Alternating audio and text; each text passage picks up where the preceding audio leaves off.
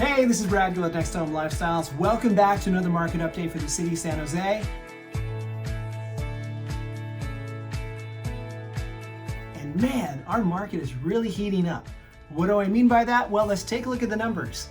This week, we have 454 active single-family homes, condominiums, and townhouses, but we also have 409 under contract. So when our pending units are catching up with what's available on the market, that means we have a really high absorption rate.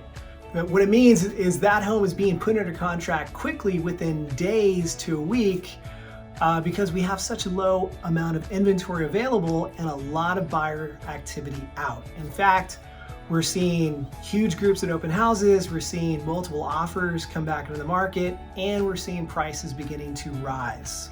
So 5, 10, 15% above the asking price is not out of the question again, due to the fact that we have low inventory and just continuing to increase in our amount of buyer demand coming back to the market.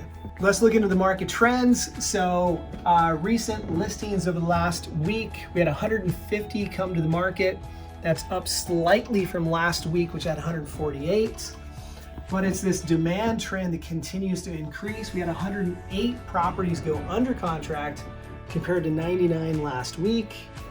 Market expectations, as you could probably assume right now, with, again, the market really heating up and turning into a seller's market. We only had 18 properties that expired across the entire city. That's down from the week before.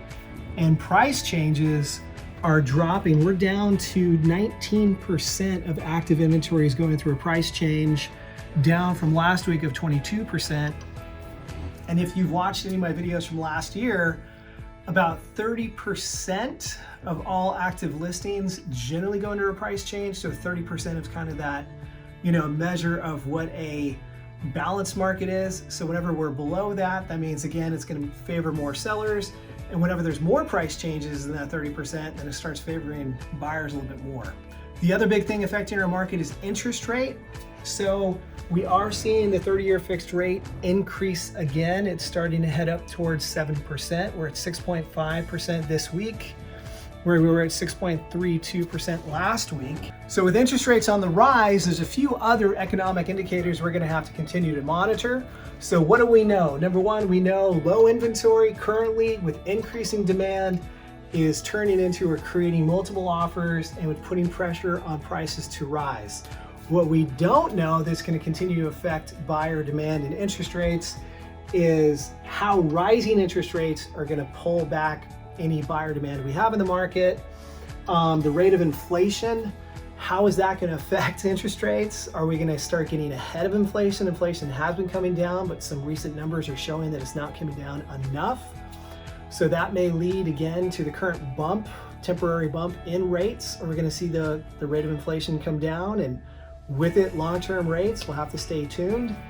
And then of course the local job economy, as here in Silicon Valley, the tech capital of the world, we are having some tech layoffs happening. But again, I've been in real estate here for over 20 years in Silicon Valley, and I'm super confident in our local economy.